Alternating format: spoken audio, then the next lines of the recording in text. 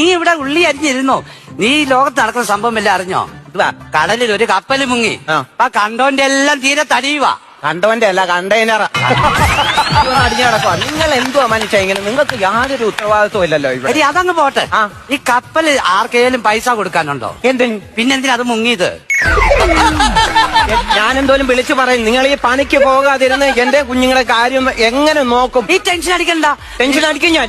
എടി നിന്നെക്കാട്ടി ടെൻഷൻ അനുഭവിക്കുക ഞാൻ. അറിയാവോ എന്തിന്? എന്തിനാണോ? എടി 6 വാട്സാപ്പ് ഗ്രൂപ്പിന്റെ അഡ്മിനാ ഞാൻ. അറിയാവോ?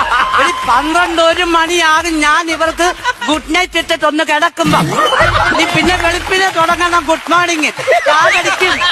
ആരടിക്കും? എന്നെ കൊണ്ട് ഒന്നും പറയിപ്പിക്കരുത്. വേണ്ട, ചെറുക്കന്റെ സ്കൂളിൽ നിന്ന് ടീച്ചർ വിളിച്ചു. എന്നിട്ട് സ്കൂളിൽ ടൂറി വെച്ചേക്കോ വന്ന. എന്റെ ദൈവമേ, അത് നീ ശ്രദ്ധിക്കണം. നിന്റെ ഉത്തരവാദിത്തം. രാവിലെ അവൻ എഴുന്നേറ്റാൽ അവനെ കക്കൂച്ചി കൊണ്ട് കാര്യങ്ങൾ ചെയ്ത് വിടേണ്ടത് നീയാ. എന്റെ മനുഷ്യ അതാന്നാ പറഞ്ഞേ.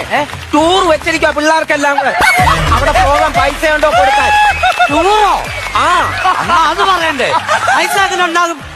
എനിക്ക് പണിക്ക് പോകാൻ പറ്റുമോ? ഞാനുണ്ടല്ലോ നിങ്ങളുടെ കൂടെ ഉള്ള ജീവിതം അടുത്ത് ഇനിയും ജീവിക്കുന്നില്ല നിങ്ങളുടെ കൂടെ. നീ അങ്ങനെ വാശി പിടിക്കരുത്. നീ ഇപ്പൊ എവിടെ പോവാ? തൊഴിലുറപ്പ് വേണ്ടേ? അങ്ങനെ 6 സ്കെച്ചൂടെ മേടിച്ചോണ്ട് വരണം. കളർ അടിച്ച് മാറ്റാനുണ്ട്.